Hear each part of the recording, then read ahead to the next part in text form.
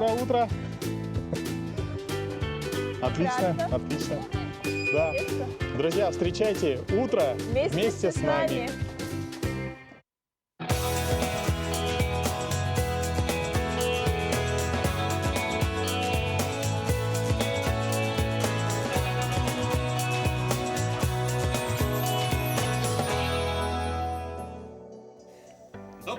Доброе утро, наши дорогие телезрители. Как видите, мы с Вероникой добрались до студии, но хотелось бы отметить, что сразу после этого пошел дождик, поэтому если...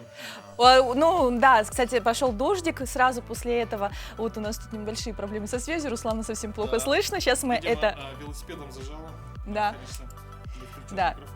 Ну, ничего страшного, главное, что он включится. Да, дорогие друзья, мы добрались очень эффектно. Да, Первый раз встретились на улицах нашего города, обычно набираемся по отдельности, а тут вот так состыковались, это здорово. Но и правда начался дождик, поэтому будьте внимательны, нужно взять либо зонтик, либо одеть что-то, что не мокнет. А я теперь думаю, как возвращаться обратно домой во время дождя. Ну, в общем, это мои... Ну ничего, на крайний случай я подкину его и велосипед.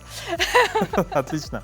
Да, друзья, хорошо, когда коллеги сегодня слышат. у нас, как всегда, очень будет интересный, насыщенный эфир. Вероника сейчас расскажет, что вас ждет. Дорогие друзья, у нас сегодня, ну понятно, мы сделаем утреннюю зарядку, расскажем, какие сегодня даты и события, непременно поделимся полезными советами, что одевать в летнем сезоне, как восполнить баланс витаминов, но у нас главное замечательные гости, их сегодня очень много, это и театралы, расскажем про премьеру, и о Дне семьи, поговорим о ночи в музее, и просто потрясающе, то есть никуда не отходите, и тогда вы ничего не пропустите. Да, но если жители города Якутска уже знают, что идет дождь, то, я думаю, сейчас самое время узнать обо всей погоде за окном по всей республике.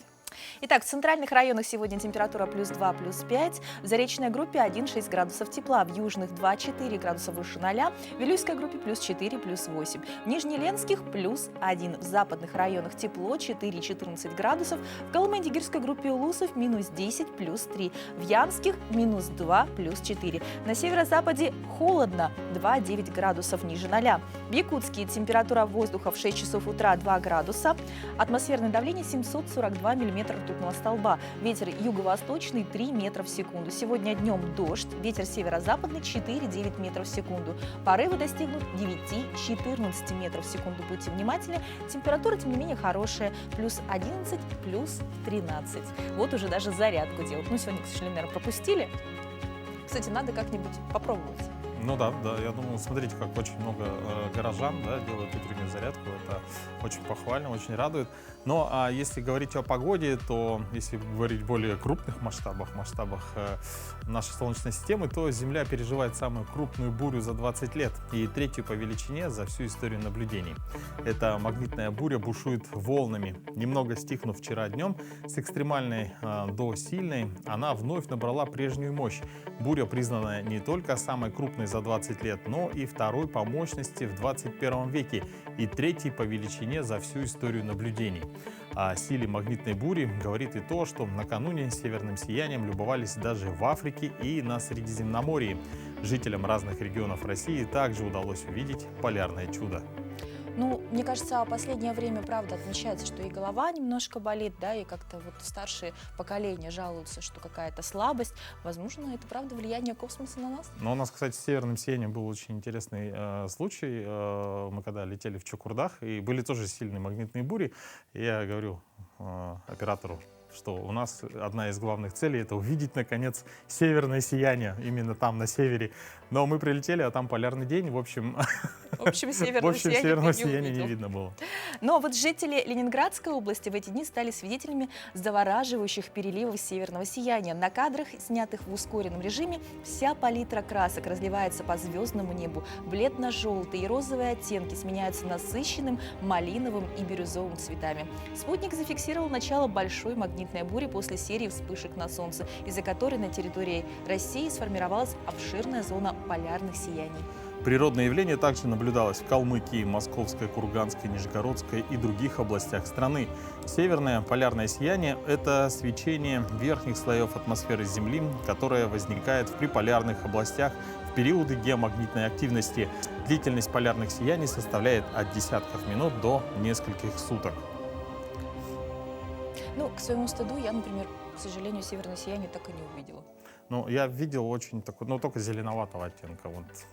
Надо Хотелось бы, нам конечно. куда-нибудь выбраться, чтобы его посмотреть. Хотя бы в Санкт-Петербург. Поснимаем. Да. Ну, а самой большой проблемой у нас становится просыпаться без будильника. С наступлением белых ночей это становится все сложнее.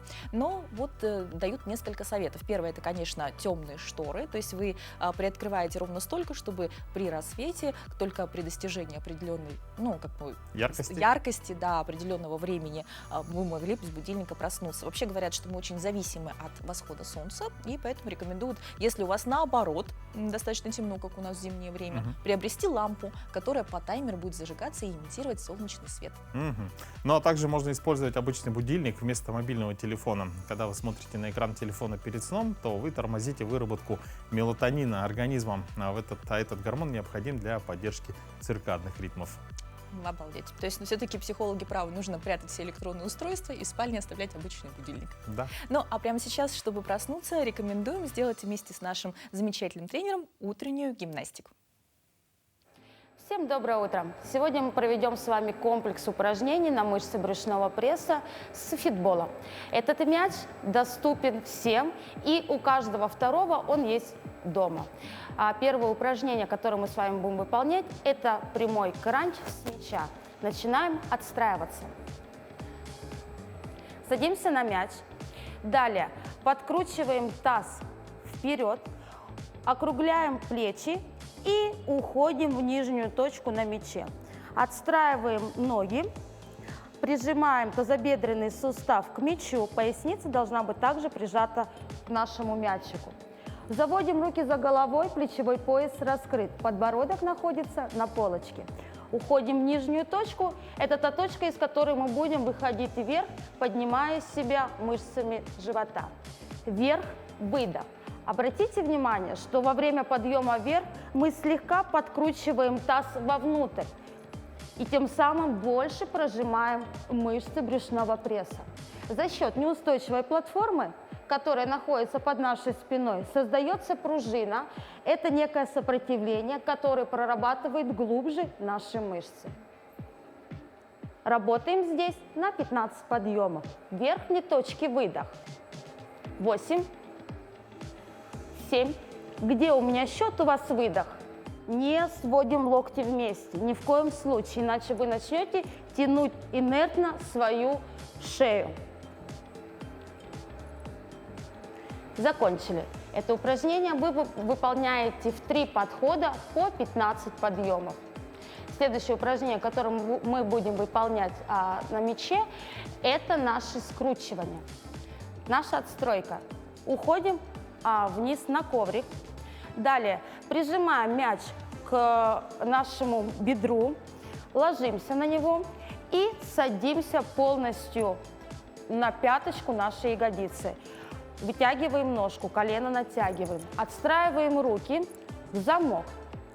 Наша исходная точка, мы ложимся на мяч. Выходим вверх, сжимаем вниз боковые мышцы и делаем выдох. Шея у нас здесь статична, выдох. Здесь работаем в 15 подъемов на каждую сторону. Выдох. 11, 10. Где у меня счет, у вас выдох. Закончили и переходим на другую сторону. Все то же самое. Отстройка. Ягодицу сажаем на пяточку. Нога натянута в колени. Ложимся на мяч и работаем здесь 15 подъемов. 11, 10. В работе на мышцы брюшного пресса очень важно дыхание. С каждым выдохом у нас больше сокращаются мышцы живота. Следим за каждым выдохом. Во время работы на мышцы брюшного пресса рекомендовано расслаблять поясничный отдел после каждого упражнения. Что мы будем делать? Мы ложимся на мячик, уводим ручки вперед, принимаем форму мяча и делаем небольшие прокаты вперед-назад, расслабляя мышцы спины и поясничного отдела. Данное расслабление рекомендовано выполнять после каждого упражнения. Во время отдыха у нас также работают мышцы брюшного пресса за счет сопротивления нашей неустойчивой поверхности. И у нас будет еще одно упражнение на мышцы брюшного пресса. Мы будем уходить полностью на коврик. Ложимся. Уходим с круглой спиной, позвонок за позвонком. Последний уходит голова. Далее поднимаем ногами мяч, руки уводим за голову. И будем передавать мяч в руки и наоборот. При этом поднимать корпус в верхней точке. На каждую передачу выдох. Работаем здесь 15 подъемов. Бонусом у нас работают здесь бедра. Закончили. Отдыхать вы можете в положении лежа, откатив мячик, уведя их больше к стопе. Этот комплекс у нас подошел к концу. Выполняйте его ежедневно, и ваши мышцы живота будут всегда в тонусе. Хорошего дня!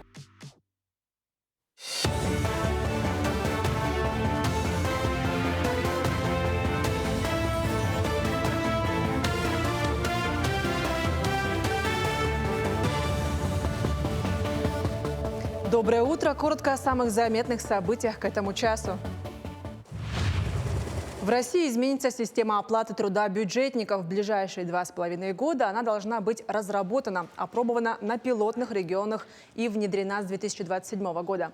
До того, как система распространится на всю страну, будет проведена большая работа. С 2025 года в регионах планируется провести пилотный проект, а в 2026 дается на анализ полученных результатов и утверждение новой системы оплаты труда бюджетников. Новая система оплаты труда должна устранить необоснованную разницу зарплат. Вопросы строительства Жатайской судоверфи обсудили на совещании главы Якутии Айсена Николаева. Строительная готовность объекта составляет более 66%. Основные работы ведутся на блоке корпусных производств. На объекте занято 52 человека, задействовано 10 единиц техники. Глава республики поручил составить план-график работ, а также осуществлять на объекте постоянный строительный контроль. С прежним подрядчиком контракт был расторгнут после выявления ряда нарушений. В этом году акционерное общество «Жатайская судоверфь» перешли в собственность Якутии. 6 укусов клещей зафиксировано в Ленском районе. Специалисты Роспотребнадзора сообщили об открытии сезона клещей. Первые случаи нападения зафиксированы на майские праздники. Всего на сегодняшний день к медикам обратилось 6 человек. 1 случай укуса зафиксирован в Витиме и 5 в Ленске.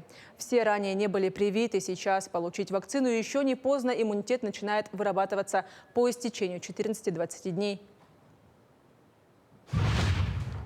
Российские школьники и в следующих учебных годах смогут пересдать 1 ЕГЭ по одному из предметов. Ранее Минпросвещения и Рособорнадзор опубликовали проект приказа нового расписания ЕГЭ-2024, где учтена возможность пересдачи одного предмета в год, сдачи экзамена, и согласно которому дополнительные даты проведения ЕГЭ назначены на 4 и 5 июля. Основной период ЕГЭ этого года пройдет с 23 мая по 5 июля.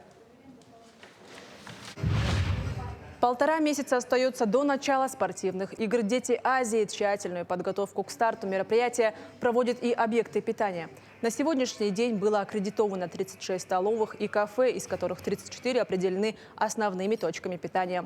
Организационным комитетом утверждено меню, в которое будут входить блюда европейской, среднеземноморской, русской, якутской, азиатской кухонь, а также халяль. Как отметили организаторы, для участников было увеличено количество килокалорий до 6000 в расчете на одного человека. Все объекты питания задействованы в основном возле спортивных учреждений, для того, чтобы инфраструктурно участникам было легко и быстро добираться до объектов питания. Помимо организованного питания, комиссией ведется работа по неорганизованному питанию. Это наши общепиты. Определяется перечень рекомендованных объектов к посещению участников спортивных игр «Дети Азии». Помимо этого ведется работа по комиссии по работе с субъектами малого и среднего предпринимательства совместно с дирекцией, совместно с окружной администрацией города Якутск. Колоритная, поучительная история для детей и взрослых отвечает на вопрос, в чем все-таки счастье, ищут герои нового спектакля в Русском драмтеатре имени Пушкина. Мечтательный музыкант, практичный поэт и безалаберный бродяга. Пьесу по мотивам народных итальянских сказок «Что важнее, злая судьба и деньги делают все» специально для постановки написала выпускница драматург театрального института имени Щукина Наталья Макуни. Примечательно, что в спектакле задействованы и 5 студентов из Якутии, которых в далеком 2020 году отобрали для целевого обучения в Щукинском институте. Действительно универсальная история. Все мы ищем, что такое счастье. Для каждого счастье — это разные вещи. Для кого-то деньги, для кого-то слава, для кого-то семья, для кого-то любовь. Поэтому герои этого спектакля отвечают на этот вопрос. Каждый по-разному, каждый пытается кто-то доказать, кто-то показать, что вот мое счастье лучше, чем ваше счастье. А кто-то просто находит и, например, как наш бродяга находит счастье в работе. На сегодня, 15 мая, отмечается Международный день семьи. Эта дата появилась в календаре в 1993 году. С тех пор этот праздник отмечают во многих странах мира, чтобы укрепить семейные ценности, а также привлечь внимание общественности к проблемам семей и необходимости их решения. И примечательно, что накануне этого дня, в связи с Годом семьи в Российской Федерации, Министерство труда и социального развития республики совместно с НВК «Саха» объявило победителей конкурса видеороликов под названием «Семья – это мы». Это не просто соревнование. Конкурс стал праздником семейных ценностей и традиций. 49 участников из 18 районов Якутии рассказали свою историю семьи.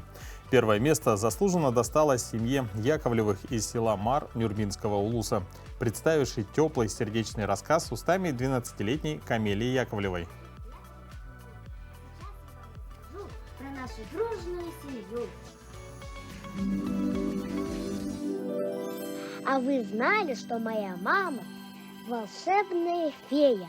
Она на работе. На втором месте всё видеоролик, хорошо показывающий успевает. обычный день 10-летнего Учит детей. Вовы из города Алдана. Запечатлел один день школьника Сергей Шипачев. По утрам. Мама всегда помогает собраться в школу и провожает меня.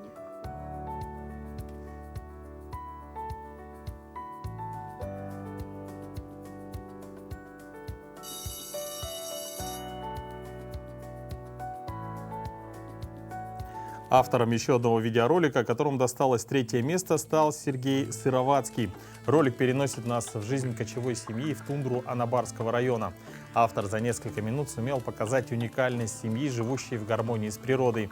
Победители получают не только признание их талантам, но и денежные призы – 50, 40 и 30 тысяч рублей соответственно. Мы поздравляем авторов и желаем им и семьям, победителям расти и быть такими же дружными и счастливыми, как на этих замечательных кадрах.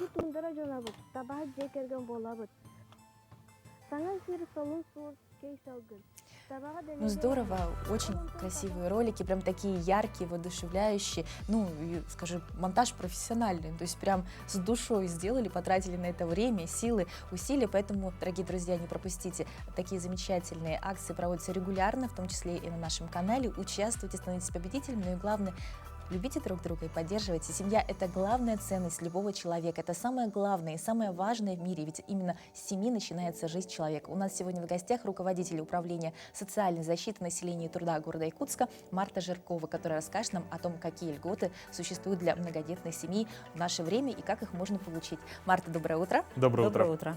Расскажите нам, какую семью считают многодетной? Насколько мы знаем, раньше условия многодетности по-разному устанавливались в каждом регионе.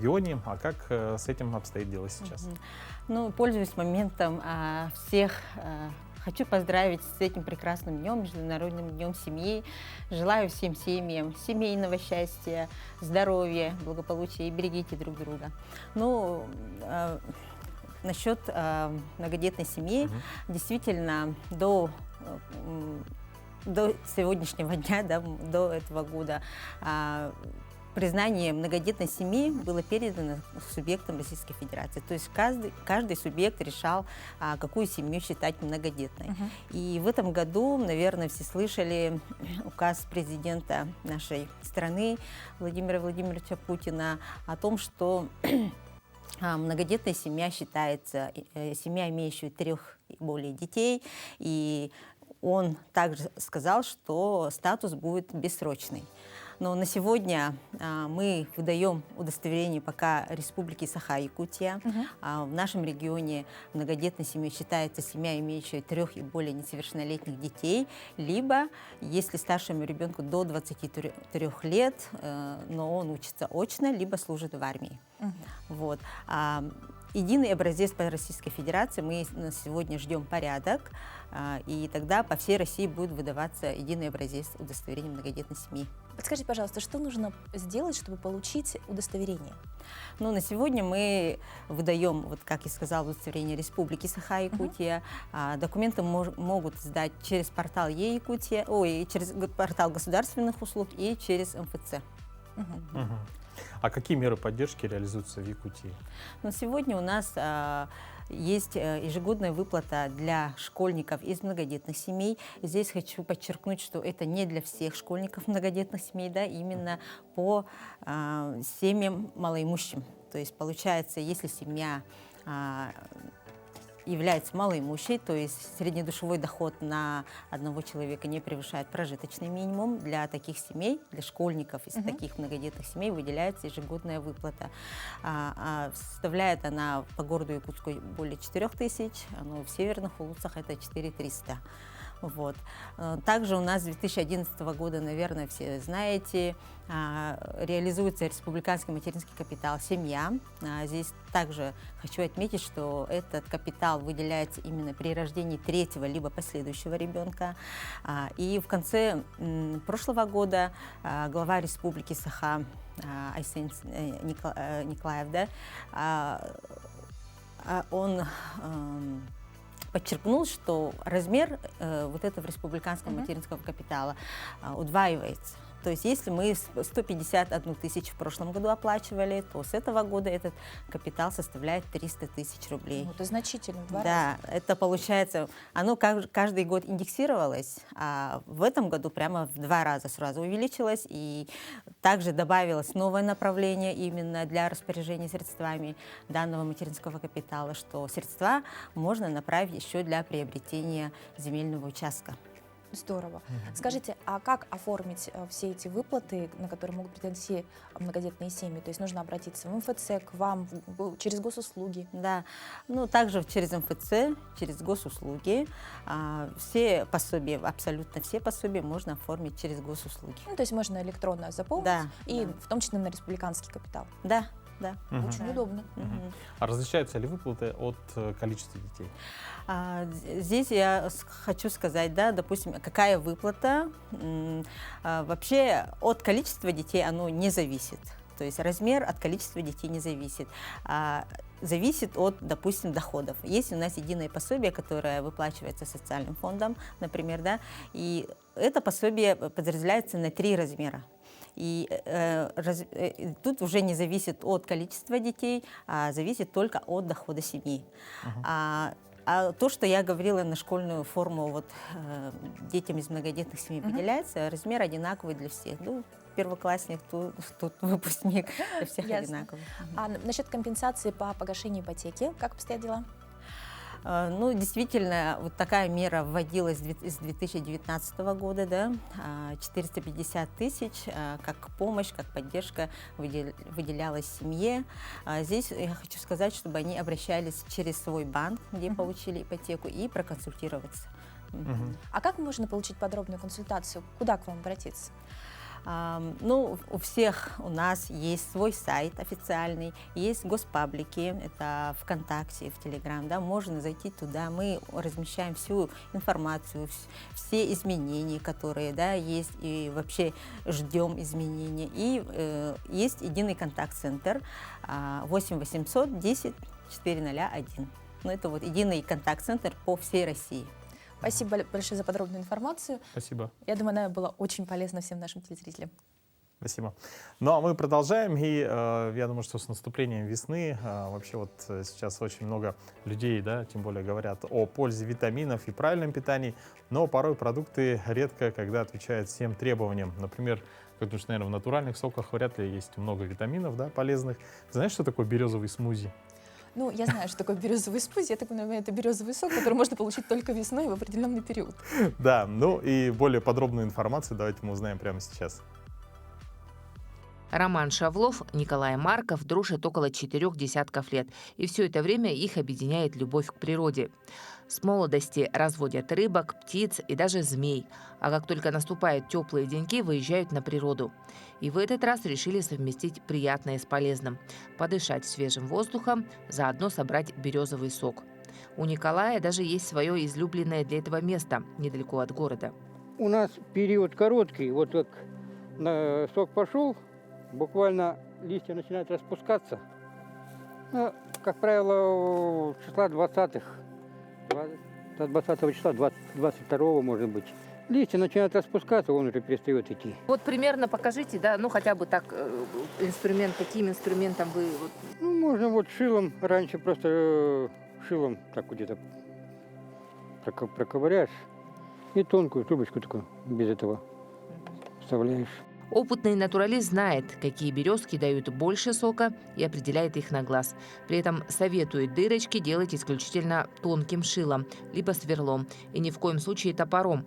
После окончания сбора сока отверстие надо смазать воском, садовым варом, мхом, либо просто вставить веточку подходящего диаметра. Ценный полезными свойствами продукт березовый сок лучше употреблять сразу, либо в течение 2 суток, так как он начинает потом бродить и польза теряется. Пробуйте. Сейчас. Он чуть-чуть сластится, так как вода, в принципе. Угу, как вода, такая Да, подслащенная. немножко послащенная, но не сильно сладкая, чуть-чуть такой есть. Просто люди у нас, когда привыкли, которые в магазинах когда продают 3-литровых, лимонная кислота, там все эти вот посластители, он кисло-сладкий получается. Они думают, что он в лесу должен быть такой. Березовый сок следует употреблять, чтобы восстановить силы организма, особенно после долгой зимы, когда иммунитет снижен. Он прекрасно справляется с весенней депрессией, усталостью, повышает гемоглобин, а фитонциды, содержащиеся в нем, убивают бактерии и защищают от вирусных инфекций. Полезен не только сок березы. Чага или березовый гриб, береста, из которой готовят деготь, тоже чрезвычайно полезные продукты. Неприятная такая по запаху мазь Вишневского, которая помогает бороться с фурункулами, например, или с какими-то гнойными ранами, как раз делается вот в состав входит деготь. А деготь добывали из березы еще спокон веков, и он тоже лекарственным средством служил. Месяц май – пора, когда природа просыпается. И помимо березового сока, бересты, скоро можно будет собирать и другие лекарственные травы и растения. Главное, бережно и с любовью относиться к природе и брать только то, что нужно. И она ответит тем же. Туяра Филиппова, Виктор Дичковский, Якутск. Действительно, но я думаю, что витамины всегда очень-очень полезны, особенно когда они натуральные. Но сейчас в продолжении хотелось бы затронуть тему такой достаточно страшной болезни, как туберкулез. Это слово само по себе вызывает тревогу. Что уж говорить о самой болезни. И в рубрике «Мой доктор» мы поговорим о профилактике этого заболевания.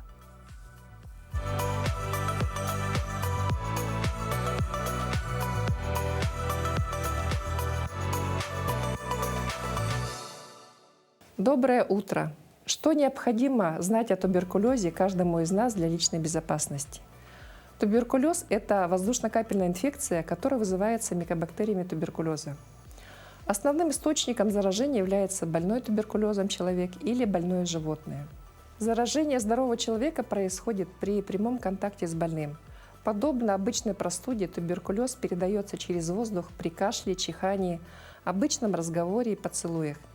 Заразиться можно через предметы, которыми пользовался больной, а также при употреблении продуктов, полученных от больного животного. Это молоко, мясо, при недостаточной их термической обработке. Возможен и воздушно-пылевой путь заражения. При сплевывании мокроты больным на пол на землю высохшая мокрота с пылью попадает в органы дыхания здорового человека. Основные признаки туберкулеза – это кашель более 3 недель с выделением мокроты, возможно, с кровью. Небольшое повышение температуры тела в течение длительного времени, общая слабость, быстрая утомляемость, потеря веса тела, повышенная потливость, одышка, боли в груди. Чтобы не заболеть туберкулезом, необходимо соблюдать следующие меры профилактики. Своевременно необходимо вакцинировать всех детей. Регулярно проводить профилактические флюорографические осмотры не реже 1 раза в год. Не курить, не злоупотреблять алкогольными напитками, так как они значительно снижают защитные силы организма. Заниматься физической культурой, спортом и закаливанием. Это значительно повысит устойчивость организма к туберкулезу и другим болезням. Обязательно полноценно питаться, стараться избегать стрессов, насколько это возможно. Соблюдать обязательно правила гигиены дома, на улице, в школе, на работе. Все должны знать, что туберкулез – это излечимое заболевание. И чем раньше будет выявлено заболевание, тем больше шансов излечиться. Будьте здоровы!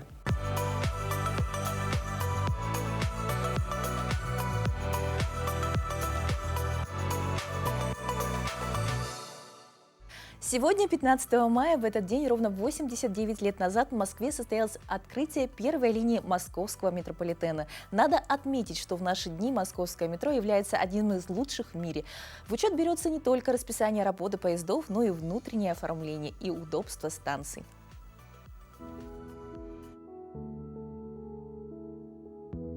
На календаре 15 мая – Международный день семей, Международный день климата. По народному календарю Борис и Глеб сеятели. С этого дня начинают петь соловьи. Если поют громко, основательно, значит не за горами лето. Если соловей поет всю ночь, следующий день будет солнечным.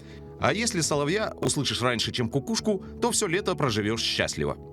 Этот день в истории. В Московском Кремле заложен Благовещенский собор. В Голландии пышно отметили рождение черного тюльпана. Основано Российское общество Красного Креста. Американка Эллен Черч стала первой в мире стюардессой. Состоялось открытие первой линии московского метрополитена. Состоялось открытие Крымского моста. В этот день родились Илья Мечников, русский и французский биолог, Нобелевский лауреат. Виктор Васнецов, русский художник, мастер живописи на исторические и фольклорные сюжеты. Пьер Кюри, французский ученый, физик, Нобелевский лауреат. Михаил Булгаков, советский писатель, драматург, театральный режиссер. Владимир Трошин, советский и российский певец, актер, народный артист РСФСР. Именины сегодня отмечают Афанасий, Борис, Глеб, Давид, Зоя, Роман. С 13 по 19 мая 2024 года в городе Якутске во второй раз проходит фестиваль «Якутская музейная неделя», объединяющий государственные и муниципальные музеи республики. Главными событиями фестиваля станут ежегодная премия главы республики в области музейного дела имени профессора Михаила Федоровича Габышева и всероссийская акция «Ночь музеев».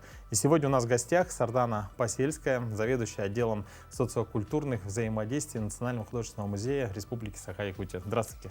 Сардан, доброе утро. Доброе утро. 18 мая отмечается Международный день музеев. Символично, что в этот день проводится ежегодная премия главы Республики Саха-Якутия в области музейного дела имени профессора Михаила Федоровича Габышева.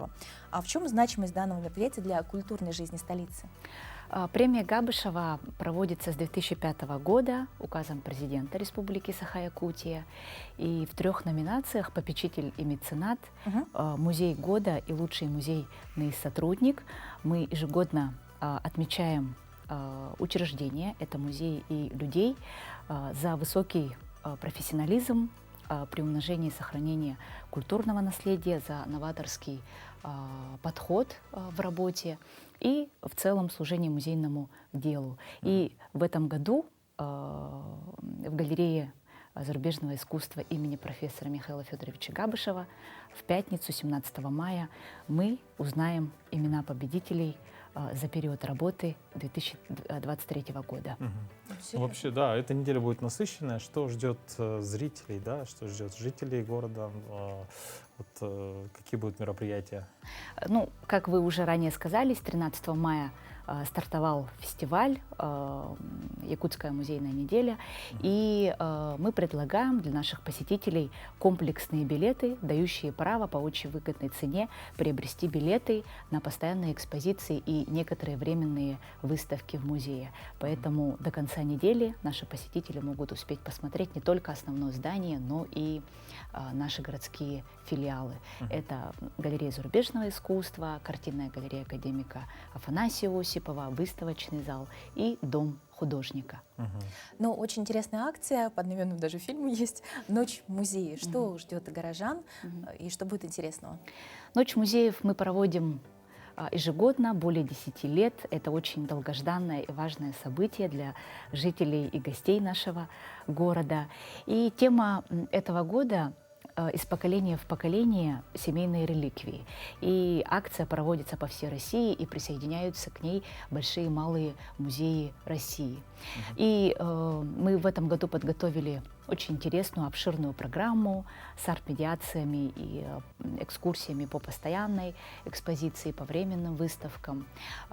Традиционно у нас пройдет розыгрыш по входным билетам, где партнерами стали художники Якутии и различные организации, магазины. И традиционно пройдет концертный блок, где будут выступать известные художественные, творческие, музыкальные династии нашей республики. И, конечно же, самое главное — это наша постоянная экспозиция, представляющая широкую панораму искусства Якутии. И проходят временные выставки художника-скульптора, ювелира Александра Манджурьева под названием «Кенке или Кистелине». И буквально недавно мы открыли выставку академиков. Выставка называется «От Енисея до Аляски. Династия Путинцевых». Вот. Ну и также у нас представлена графика Якутии «Новый взгляд». Тоже очень интересная по своему смыслу, содержанию выставка из фондов нашего музея.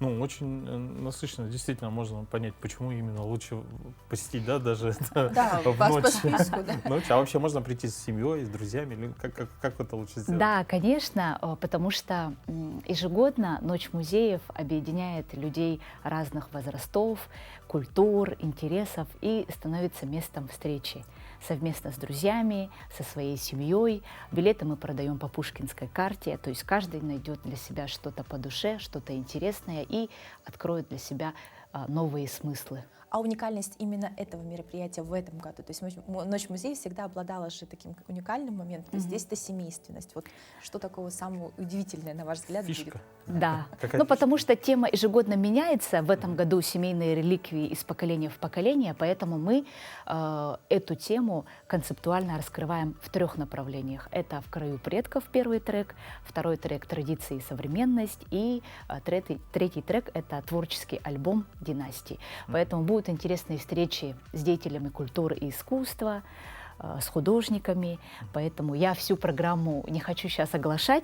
Чтобы было интересно. Да, чтобы было интересно. Полная информация у нас представлена на нашем сайте sahamuseum.ru. Мы представлены в социальных сетях, ВКонтакте, в Телеграме, поэтому присоединяйтесь, подписывайтесь и приходите на Ночь музеев. Современные музеи у нас стали во всех социальных сетях. Здорово Абсолютно же. согласен, да. Музей стал ближе.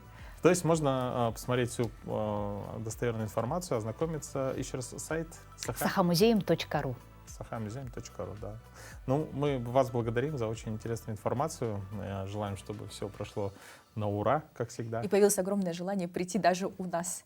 И напоминаем, что да, 18 мая, получается, отмечается Международный день музея. Да, 18 мая у нас с утра с 10 часов будет День открытых дверей, не только в основном здании по адресу Кирова 9, но и в наших городских филиалах.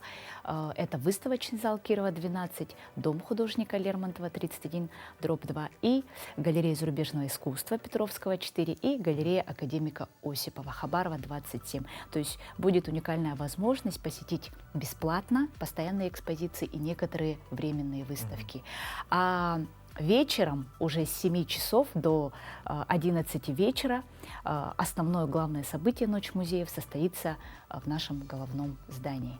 Поэтому приходите, участвуйте, будет очень интересно. А премия Габышева у нас состоится в пятницу, 17 мая. Ну, поздравляем вас с такими насыщенными событиями, заранее пользуясь случаем. Ну и говорим огромное спасибо, что не только приходите к нам в гости, но всегда делаете музей к нам чуть ближе. Спасибо большое. Дорогие друзья, ну а сейчас самое время узнать, да, самые актуальные новости к этому часу и передаем слово нашим коллегам из новостного блока.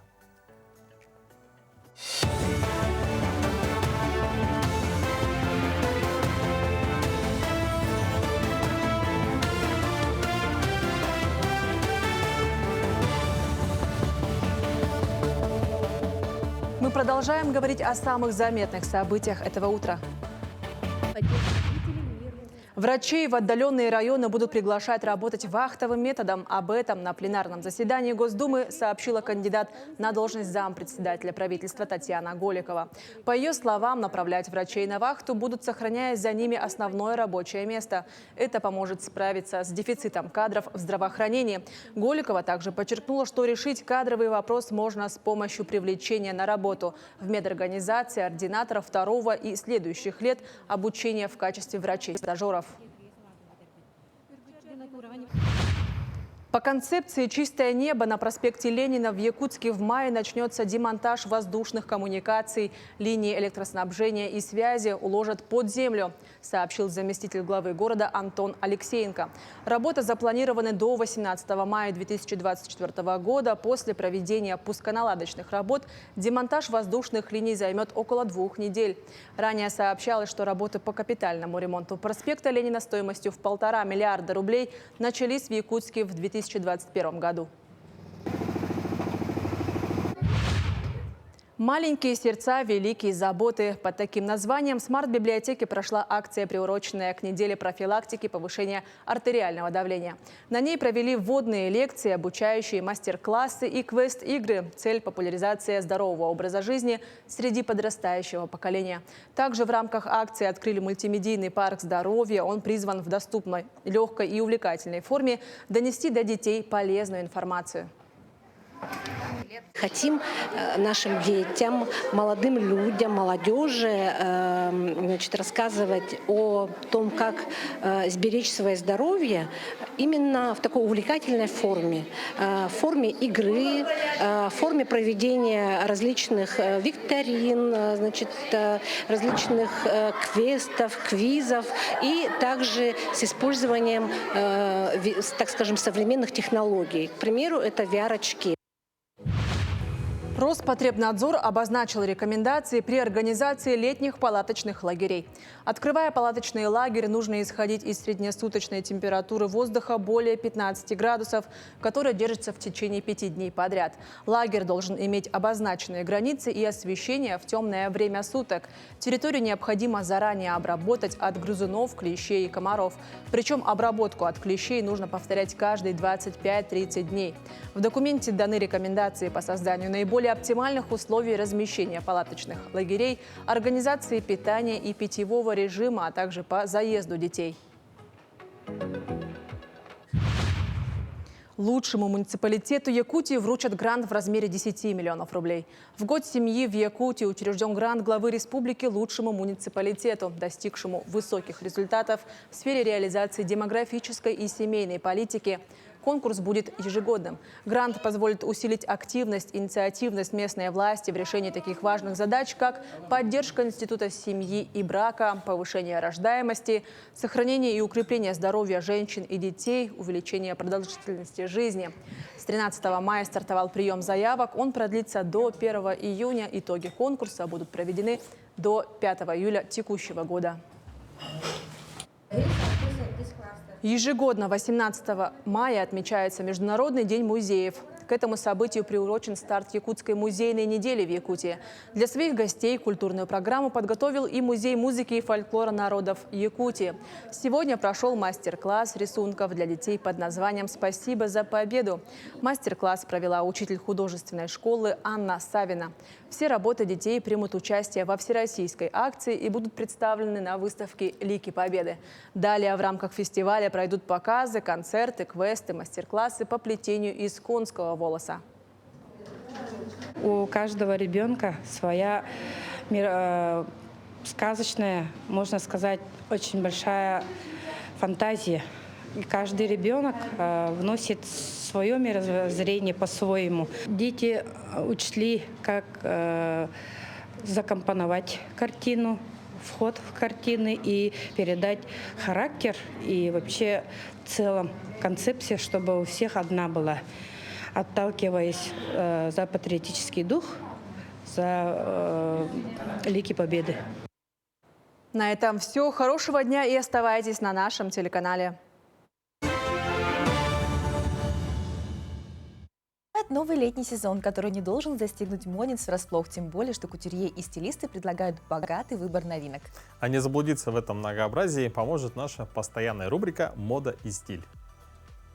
Доброе утро, меня зовут Люба Платонова, я стилист и персональный шопер. Уже буквально через неделю в Якутске наступит жара, и лето станет полноправной хозяйкой. Поэтому мы сегодня поговорим про обувь, которая нужна именно на летний период. Поговорим про красоту. Лето — это всегда какие-то вечеринки, свадьбы, юбилеи, выпускные, и нам, конечно же, просто вечером в пятницу хочется выйти в каких-нибудь босоножках. Сейчас босоножки актуальны просто на пике популярности, при этом разные расцветки. Желательно выбирать что-нибудь яркое, или в цвете золота, или в цвете яркого оранжевого цвета, да, очень хорошо смотрится. И при этом, заметьте, тренд идет на небольшой каблук, что очень комфортно и удобно для нас, и какие-то необычные формы. Именно в таких моделях на небольшом каблуке вам будет максимально комфортно. Ушла эра каких-то высоких каблуков, но в принципе они все равно остаются актуальными. Ну и, конечно же, куда мы денемся без наших любимых туфель? Туфли сейчас тоже максимально интересные, классические. Это какой-то необычный, может быть, мыс. А здесь, конечно, уже классический хищный мыс, небольшой каблучок. И, кстати, заметьте, сейчас очень популярны цвета бордо, бургундии, такой насыщенный бордовый оттенок. Максимально хорошо смотрится. Добавить сюда можно, кстати, помаду такого оттенка, либо же уже клатч. Не покидает нас уже какой сезон, второй точно, это джинсовые изделия. И мы носим джинсы не только Total Denim, где мы можем миксовать и джинсы, джинсовую рубашку, и даже какие-нибудь изделия, сумки из джинсы, но и туфли, сапоги и вся остальная обувь тоже выполнена как будто бы из денима. Хотя это, кстати, кожаное изделие. Здесь еще вставки из таких интересных страз. Не бойтесь, сейчас можно блестеть не только в Новый год, но и круглый год, и даже летом, и даже в будни. Поэтому присмотритесь к таким приятным, интересным туфелькам. Встречайте это лето максимально красивыми, а обувь у вас должна быть удобная, комфортная и тоже красивая. С вами была Люба Платонова. Всем пока-пока.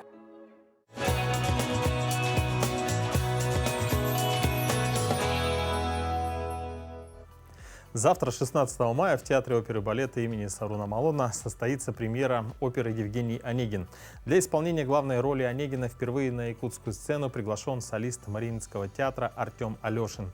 Сегодня он в нашей студии, и, конечно, как же без Татьяны Лариной. Представляем вам Марию Михайлову, солистку Государственного театра оперы и балета, отличника культуры Республики Саха-Якутия. Доброе утро. Доброе утро. Рада вас видеть перед премьерой. Спасибо, что выбрались. Артем, скажите, вы впервые в дальние северные регионы гастролируете. Как вам Якутск? Я прежде всего хотел поправить то, что я не просто солист Мариинского театра, я солист Академии молодых оперных певцов Мариинского театра под управлением Ларисы Абисаловны Гергиевой.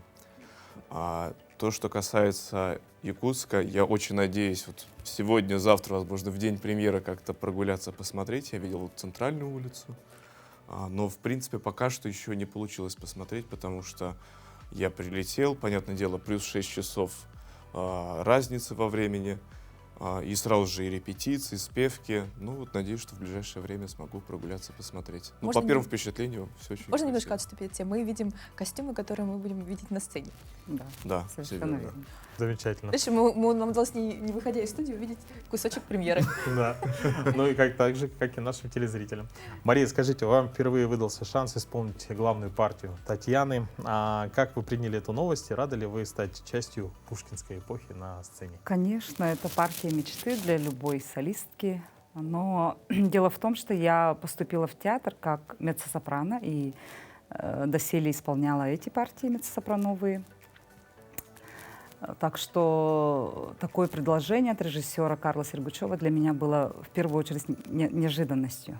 И я приняла это как и радость была, и удивление, но переварив все, взвесив за и против, и с поддержки моих коллег старших, все-таки вот я ближе к прикосновению к этой партии, и завтра вынесу для зрителя. Очень волнительно. Надеюсь, все получится. Обязательно. Обязательно получится, непременно. Спасибо. Мы уже видим практически Татьяну. Но, Артем, у вас сегодня очень ответственные дни. Вы готовитесь к премьере оперы «Евгений», где вы, как мы понимаем, исполните тоже главную партию Онегина. Что вас заинтересовало в постановке Карла Сергучева? В данной постановке меня заинтересовало то, что она очень парадоксальная. То есть, с одной стороны, это и исторические костюмы, это исторические декорации, но при этом интерпретация, посыл, идея, она, скажем, более современная. То есть, что Онегин, что Татьяна, они по характеру, по темпераменту более ярко выраженные и более понятные для сегодняшнего зрителя. Вот мы видим репетиции, видимо, кадры репетиций. Да, вот. Мария, как вы считаете, нужны ли новые современные интерпретации работ Александра Пушкина на оперной сцене? И стоит ли осовременить театральные постановки, например, перенести как-то это все в цифровую эпоху? Да, я, наверное, вот продолжу мысль коллеги из Петербурга. Наша история, вот, она современная на самом деле, и все произведения Александра Сергеевича, он все-таки отец классики в литературе, они вне времени, они актуальны и по сей день, и как бы их можно рассказать для зрителя более вот, в современном контексте, но не меняя все-таки изначальную картину, можно сказать. Я все-таки приверженец классики, и мне бы хотелось бы видеть произведение Александра Сергеевича в эталонном варианте. Ну, то есть без современных декораций. Ну, это чисто мое мнение, более и соответствующей той при эпохе. всем уважении, да. Ну, то есть, например, письмо пишется на смартфоне, да? Ну, вот это, знаешь, в том мне числе. сразу приходит Ромео и Джульетта. Помнишь, когда переснимали там да, сиквелы, и там уже они бегали по современным улицам? Имеет место быть, конечно. Самое главное, чтобы была логика, потому что если ее нету, то тогда, в принципе, можно переносить куда угодно, но смысла от этого никакого не будет. А если она есть, то, в принципе, почему нет? Главное не потерять основной посыл автора. Конечно. Артем, скажите, а в Санкт-Петербурге вы над чем работаете? Давайте заглянем туда за кулисы. Ну, у нас сейчас потихонечку начинает закрываться сезон, то есть он в июле уже закрывается. Вот, недавно сейчас спели оперу «Федор» Умберто Джордано. Также сейчас впереди планируется несколько камерных концертов. В принципе, есть какие-то планы, но обычно есть такое поверье, то, что хочешь рассмешить Бога, расскажи о его планах. Поэтому пока что все готовится в процессе, и я думаю, то, что тем, кому будет нужно, всегда узнают и увидят, да, то, что происходит. Лучше планы держать в секрете. Да, Тогда они непременно Да, реализуются. конечно. Абсолютно верно. Ну, вот вообще каждый спектакль — это почти что машина времени, да, задача которой перенести зрителя в ту или иную эпоху. Ну, вот, например, наверное, вопрос вам обоим, да, какую эпоху вы бы хотели увидеть больше так в оперном искусстве? Эпоху, которая вы имеете? Которая показывается на сцене во время постановки. Ну, в принципе, сейчас пошла тенденция, то, что, ну, она до этого была, то, что стараются очень часто осовременить большое количество постановок опер. И в последнее время иногда вот ты начинаешь скучать по классической, исторической постановке. Потому что это в первую очередь красиво. Это декорации, это костюмы. То есть это то, как было задумано автором, как было задумано либреттистами и так далее. Вот я бы хотел, чтобы все-таки опера сохранялась в рамках классического жанра, именно классической эпохи.